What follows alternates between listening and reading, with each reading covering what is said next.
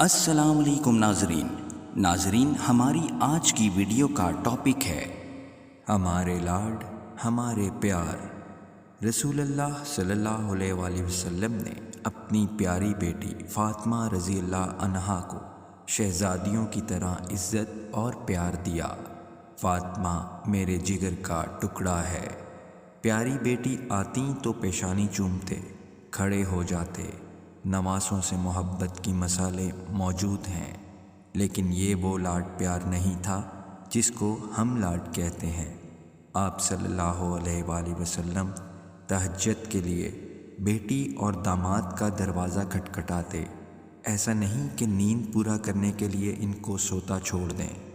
چکی پیس پیس کر خاتون جنت کے ہاتھ زخمی ہیں، لیکن پیارے نبی صلی اللہ علیہ وآلہ وسلم غلام نہیں دیتے، کیونکہ اولاد کی دنیا نہیں، آخرت کی فکر ہے۔ فرماتے ہیں، فاطمہ مجھ سے ابھی جو چاہے لے لو، لیکن اللہ کے ہاں میں تمہارے کسی کام نہیں آ سکتا۔ سوچئے، کیا آپ کو ایسی محبت ہے اپنی اولاد سے؟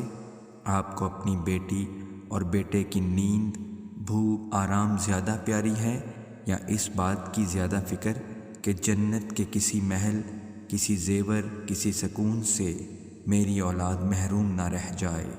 کیا آپ کو فکر ہے کہ جس اولاد کو آج میں سختی سے سویٹر پہناتی ہوں، گرمی سے بچانے کے لیے ہر سہولت دے رکھی ہے، وہ آخرت کی گرم سرد سے بچ جائے، وہ جہنم کا ایندھن نہ بن جائے؟ سوچئے، میرا حال یہ ہے کہ فجر کے لیے بچوں کو نہ جگاؤں کہ رات کو پڑھتا پڑھتا تھک گیا۔ روزے فرض ہو گئے ہیں، لیکن جس بالغ اولاد کو فرمائشی کھانے کھلا سکتی ہوں، اس کو بھوک پیاس سے بچانے کے لیے نہ روزے پورے رکھواتی ہوں، نہ ان کی قضا رکھوانے کی پرواہ ہے۔ جس بچے کو دنیا کی ہر چیز خرید کر دینا چاہتی ہوں، کیا اس کو اللہ کی راہ میں دینا سکھایا ہے؟ جس بچے کے ساتھ میری نند، دیور کے بچے، میری بہن بھائی کے بچے زیادتی کریں تو تڑپ اٹھتی ہوں، لیکن حضرت لقمان حکیم کی طرح میں نے اس کو یہ نہیں سکھایا کس طرح دوسرے بچوں کو نیکیوں کی طرف بلائے اور برائی سے روکے۔ کیا میں نے سکھایا کہ تم اسکول، کالج، یونیورسٹی مال کمانے کے لیے نہیں، بلکہ مسلم امت کا ایک شائننگ سٹار بننے جا رہے ہو، تاکہ لوگوں کے لیے فائدہ مند بنو؟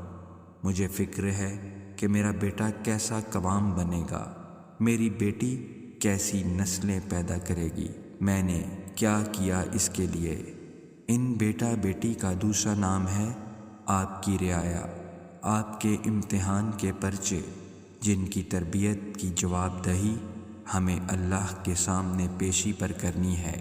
ہم پر ہے کہ اللہ سے ناکام ہونا چاہیں یا اللہ سے انعام وصول کرنا چاہیں۔